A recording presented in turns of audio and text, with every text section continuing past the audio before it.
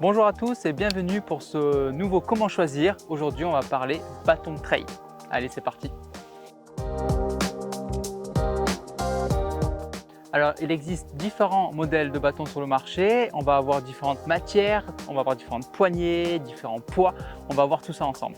Alors, dans un premier temps, on va regarder l'encombrement du bâton. Donc, le bâton de trail, c'est bien lorsque c'est du 3 brins, car il va se plier, on va pouvoir le mettre dans son sac de trail. Parlons matière, donc nous allons retrouver principalement sur le marché de l'aluminium, du Zicral ou du carbone. Est-ce que je vais chercher un bâton très léger qui va être plutôt en matière carbone ou un bâton peut-être un peu plus solide qui va être sur du Zicral ou de l'aluminium?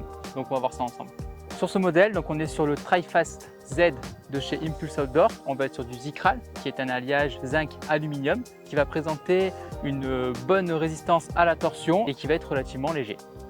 Autre exemple, si on parle carbone, on peut vous présenter le Carbone Tri-Z de chez Impulse Outdoor qui lui va être 100% carbone et donc beaucoup plus léger. Dans la catégorie ultralight, on va retrouver chez Black Diamond le Distance Carbon Z qui va être un des modèles les plus légers du marché. Ce qui explique ce poids, c'est non seulement la matière, mais aussi le côté très minimaliste, puisqu'on n'a pas de réglage sur un bâton comme celui-ci, alors que sur un modèle de chez Impulse Outdoor, on va avoir un système Fast Lock en aluminium qui va permettre de venir régler le bâton comme on le souhaite, à sa hauteur, si on veut changer pour la descente, pour la montée.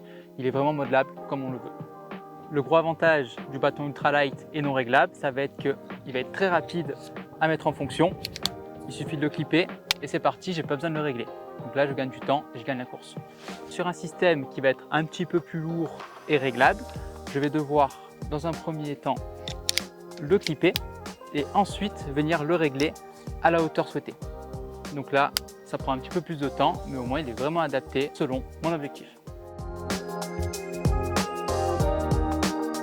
Pour quel trail je vais privilégier les bâtons? On va dire que sur du trail qui va avoir un gros profil avec beaucoup de dénivelé, les bâtons vont m'aider vraiment à me propulser en montée, à me freiner en descente et je vais être beaucoup plus stable dans les terrains techniques.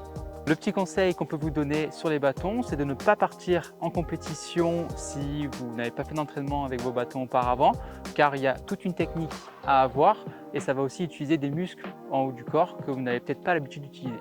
Donc ça peut peut-être vous gêner lors de votre compétition.